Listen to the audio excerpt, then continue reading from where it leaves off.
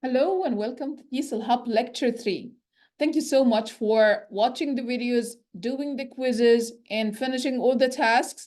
And thanks for those who joined our group or our WhatsApp group or joined our course recently.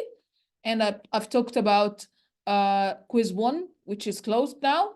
It will be opened again by the end of the course. The most important thing, or the only one condition, that you need to watch all the videos and you need to answer all the other quizzes. And by the end of the course, inshallah, I will be opening this quiz one more time for all people who didn't do that to complete the course and to get the certificate. Thank you so much for your wonderful feedback. It means a lot to me. Today we'll be talking about an important lesson or an important lecture, which is very important in our classroom, very important in our teaching, which is error correction. Error correction, of course, you know that all students are making errors while learning English as a second language. So let's look at this sentence and let's say, how much do you agree, or which one would you choose, is or isn't? Errors are evidence that learning is or isn't taking place. So do you think that whenever we have errors, is it evidence for learning or that learning is happening? I do agree with that. I do agree that our errors are evidence that learning is happening or is taking place. Because you know that whenever we study English as a second language, we're learning language skills, and we need to practice a lot to have it in a perfect way. Practice makes perfect.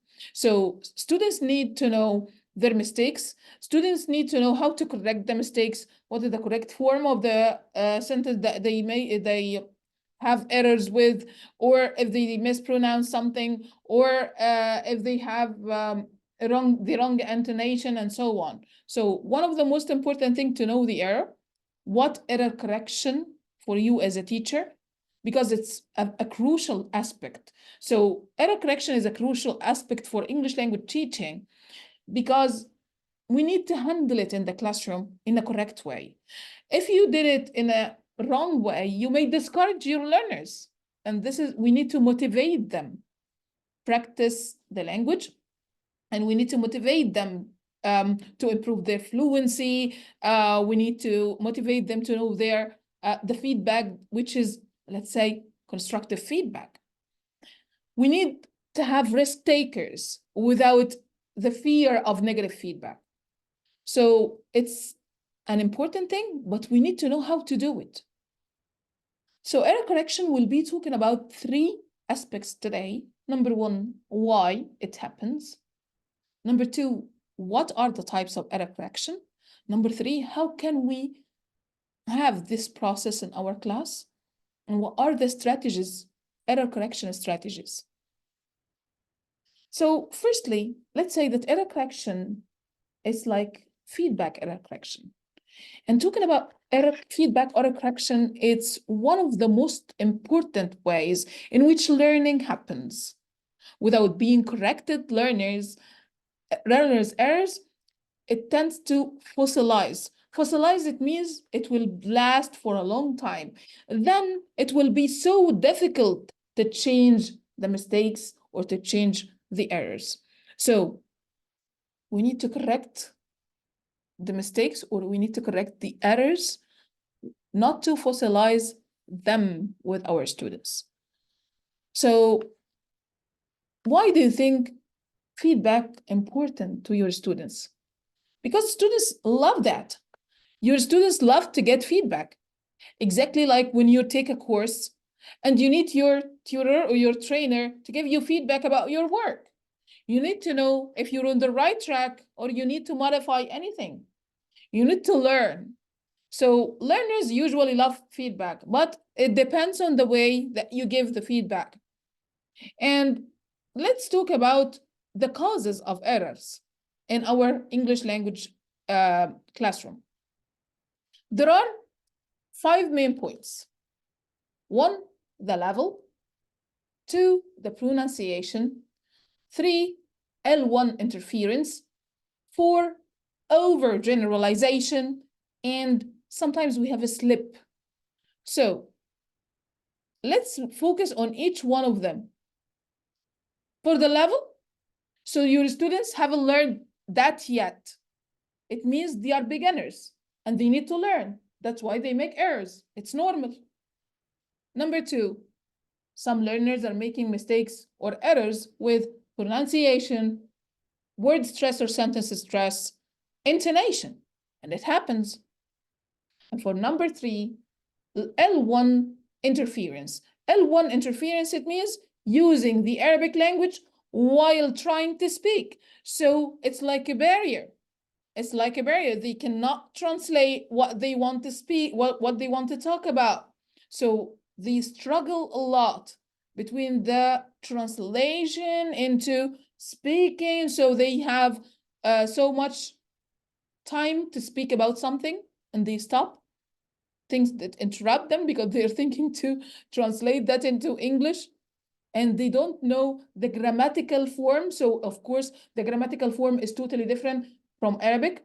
That's why they have difficulties, or not only from Arabic, if they have any other, their mother tongue is totally different from the English and they're learning English as a second language, they're gonna have the same thing.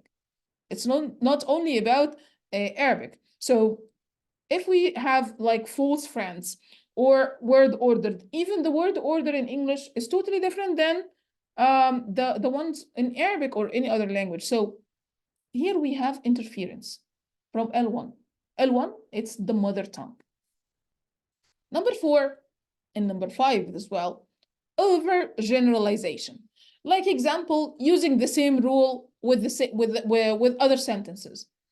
Let's say, let me give you an example. So if we say on the bus, they would say on the car. However, they would say, they have to say in the car. So here they overgeneralize the using the same preposition or using the same rule or using the same form with all the other forms. That's why they make errors or they have errors in their language. What types of error correction? So we have here some different types of error correction. If you see here, we have implicit correction, explicit correction, metalinguistic feedback, and elicitation, sentence correction, and repetition. So if we go through those ones, we will understand why they are important. So I will give you like explanation for each one of them simply. Then we'll be watching a video about doing them actually in the classroom. Let's start. Number one, implicit correction. So implicit correction, it's exactly like recasting or to repeat what they said, but in the correct form. So let's say you have one of your students and you're teaching them past simple, and you ask them to speak about something that they did yesterday. And one of them said, I go to the mall yesterday. You went. So here you say, you went to the mall yesterday. So you said the same sentence, but in the correct form. This is what we call it implicit correction. Now let's go to the second one, which is explicit correction. In explicit correction, the teacher is highlighting the mistake or spot the mistake. So the teacher is giving explanation and correct the form. This is explicit correction. Giving explanation. So it's more than the implicit. Let's go to the next one, which is metalinguistic feedback. The third one, which is metalinguistic feedback, so it provides questions and information about the form without going through the correct form. So for example, you give them a sentence and you start to ask them questions until they correct themselves. You're not giving the correct answer directly or the correction directly. This is the metalinguistic feedback. Then we will go to the next one, which is elicitation. Elicitation, it means that the teacher shows them or giving them the correct form and guide the students to self-correction. How? So we put the sentence on the board and we start asking them, is it the correct form? Can we use this here? How can we correct this mistake? Who can find the mistake? So here we encourage self-correction. This is elicitation. And we talked about elicitation before. The next one, which is one of the important ones as well, is sentence correction. And in sentence correction, so the students need to complete the sentence and ask them for examples. So for example, let's say that we put the sentence and we put the correction and ask them to bring another example. This is sentence correction. And the next one could be like, for example, giving them sentence without the completion of the sentence and ask them to complete the sentence. This is what we call sentence correction. Repetition. The repetition here, it means the teacher repeats the error in the isolation form, adjusting the intonation to highlight the error. For example, let's say the same sentence, I go to the mall yesterday. So you say, I went to the mall yesterday. I went to the mall yesterday. So here you highlight, you repeat it into a different intonation, adjusting or highlighting the error. And this is what we call repetition. So let's recall what we said, types of error correction: implicit correction, explicit correction, metalinguistic correction or feedback, elicitation, sentence correction, repetition. Now we'll be watching a video about error correction in classroom. What did you do yesterday? I ran in the park. Great. Did you run fast or slowly? Fastly. Fastly.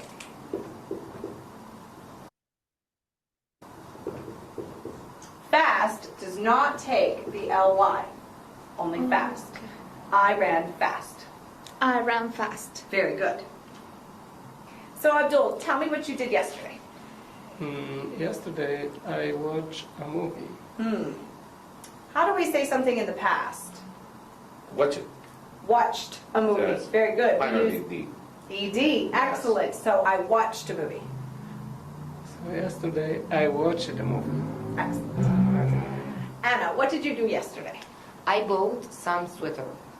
I'm sorry, you bought some. Sweater? How many did you buy? 2.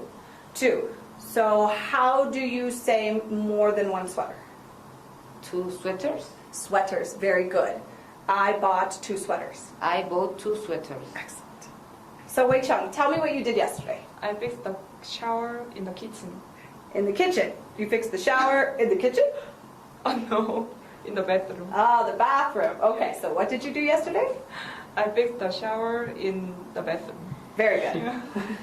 There are many ways to correct students' errors. Teachers need to use a variety of correction techniques in the classroom. Sometimes teachers need to make a quick correction and move on. The explicit correction works well for this. Other times, it's important for students to self-correct or to offer help in correcting an error. In this case, the correction will take longer, but more students will benefit from the correction. If students help each other, they can also confirm their own learning and language ability. With any technique, don't wait so long that students lose the point of the correction. You may have to make the correction yourself if no one can supply the correction. These techniques. As you see, guys, you saw now types of error corrections in the class. I guess they are clear now. Let's move to another point. Here we came to how should errors be corrected in the classroom. So we will look at the way we correct. We will look at the advantages and disadvantages. So let's talk about explicit correction. And in explicit correction, as we said, that the teacher indicates the student that a student made a mistake and offers the correct answer. So the advantage, it is immediate and quick. Disadvantage is teacher-centered and does not encourage students to self-monitor. and you are the one who decides which one is suitable for which time. Okay, and we will talk about what is the correct time for error correction. Can we do it at once or we delay it at the end of the lecture? Recast. And recast, the teacher does not directly say what was wrong, but provide the correct answer or simply recast or reformulate the sentence. So students will say it the correct way. So the advantage here that it has the nature of the conversation, and the disadvantage that the students may not notice the recast. It's exactly like the example that I said. I go to the mall, you went to the mall, but your students may not notice or they may not understand that you're correcting them or this is the correct form. They may forget that easily. That's why recast is not, let's say, effective like any other ones. Clarification request here, the teacher signal the messages. So it means that the message was not clear and there was a mistake, a student can self-correct.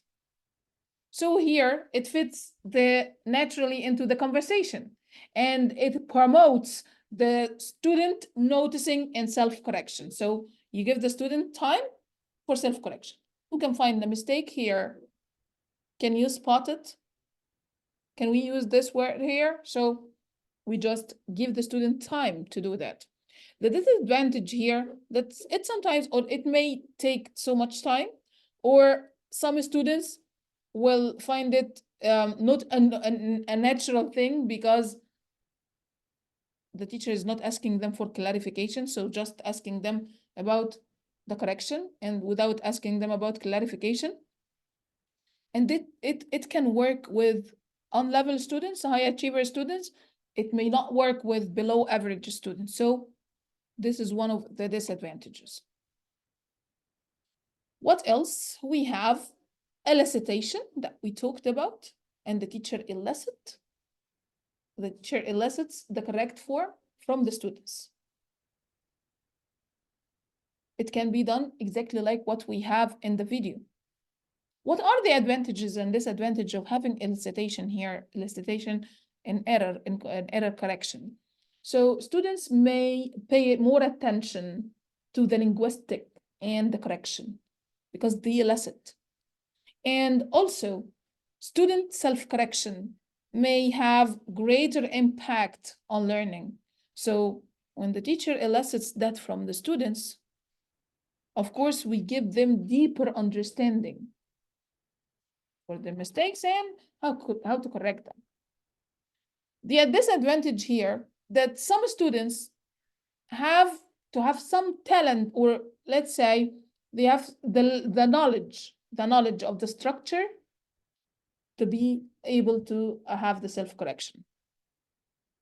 The metalinguistic information, students will notice the correction and will explicit attention to the form. But if we talk about the disadvantage, that it may disturb the classroom because it takes time. The repetition, when the teacher repeats the mistake or the student's mistake, but it changed the intonation to highlight the part which has the error, it's immediate, quick, and students will notice the correction, as well as students understand that. But the disadvantage, they will notice that they made a mistake.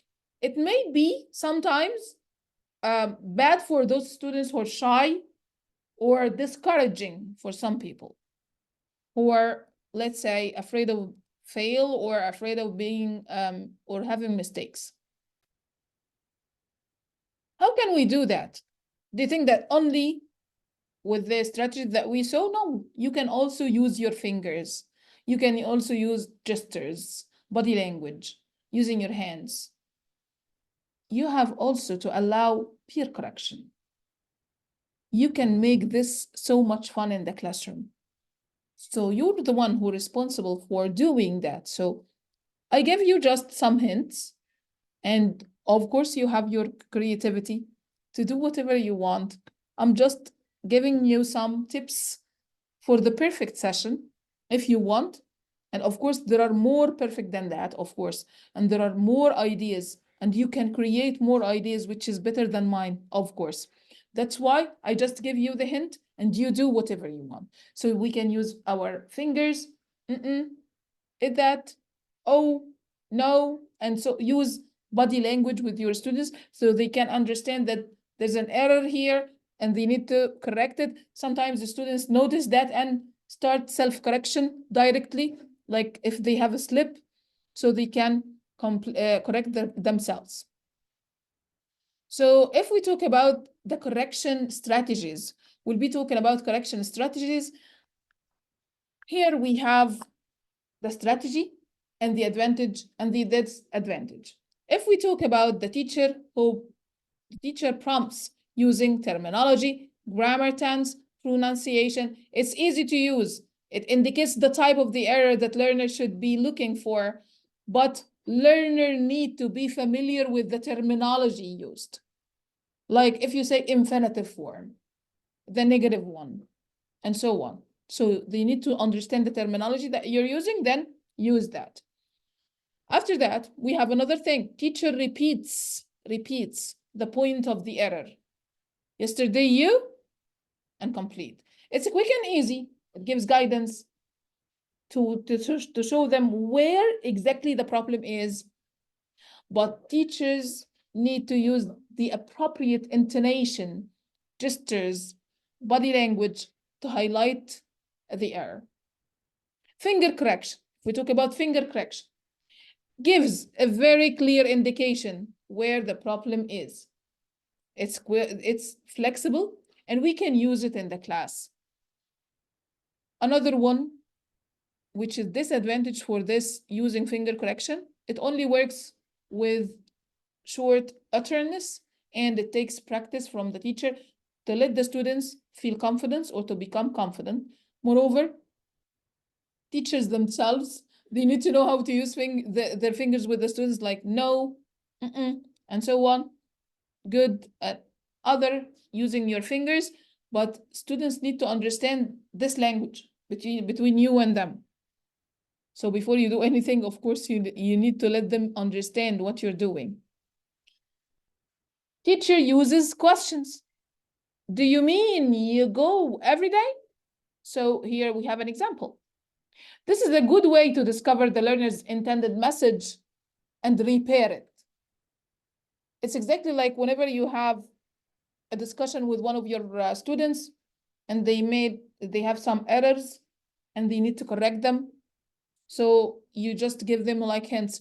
Do you want to say that? And you try to clarify it. And he would say, yes, I need to say that. So now your students understand how to say this in English. But you need to have questions that are clear, easy to understand, to avoid further other confusing words or further explanation. So you need to just simplify the questions. Make it simple, direct, to the point. Reformulation, like you went to the beach. It's quick and easy. Like saying the same sentence, but with the correct form. I go, you went. So here we give the correct form. It's quick and easy. It doesn't break the communication, but some students will not realize that. Delayed correction. Delayed correction, we usually use delayed correction whenever we have the fluency tasks, like freer practice or the conversation. We usually delay the correction. You just take notes with your students' mistakes. Then you show them the mistakes on the board, for example, randomly without, of course, mentioning their names, but you will ask them to spot the mistakes and correct them. So you allow them for self-correction before you start. It's a good idea. Some teachers are just giving feedback. If they don't have time, they just give feedback for the mistakes. They highlight the mistakes and they give the students the correct form, the correct intonation, the correct pronunciation. And some other teachers let the students use self-correction strategy just to correct the mistakes that they've done while having the freer practice or the fluency task. So error correction, we can find self-correction when students are trying to let the students recognize their errors or their mistakes, and we can help them correct that. Peer correction, it means students are sharing their ideas together or let them correct each other, like the peer check, or when they have think pair share ideas and so on. Class correction, it means that the entire class pay attention to a word or the mistake and they try to correct it accordingly. And the teacher correction while spotting the mistake and using all the strategies that we were talking about. So just to recap all what we said, we have time. We need to know the correct time for the correction. We need to have immediate correction sometimes in the classroom, and we need to have delayed correction. The immediate correction, teachers use the immediate correction when they are having like practice or they are reading or they're speaking with the students, like a class discussion or whatever. But whenever we have the fluency task or the freer practice, we need to tend to delay the correction or use the technique of self-correction on the board after finishing their fluency, not to interrupt the flow of the word or not to interrupt their fluency, because it discouraged the students, and some students will be afraid of completing the conversation not to make more mistakes. So we said when to correct an error. We said immediate and delayed. Benefits of immediate: error are corrected in the context and students get the teacher's personal attention and they can ask for clarification. So students can self-correct. And some drawbacks for this one, that students quickly forget what you said. It's immediate and you corrected their mistakes, but they will quickly forget that. Okay? And some students simply feel embarrassed because they were embarrassed in front of the others and they feel that they made a mistake. Delayed correction doesn't interrupt the students' communication or their conversation in the classroom.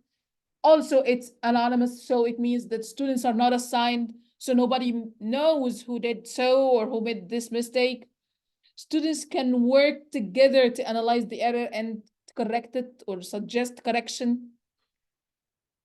But the drawback here, or the only disadvantage, that students may fail to realize the mistake. If it is so difficult for them, they may not realize the mistake and they could not, or they cannot correct the mistake.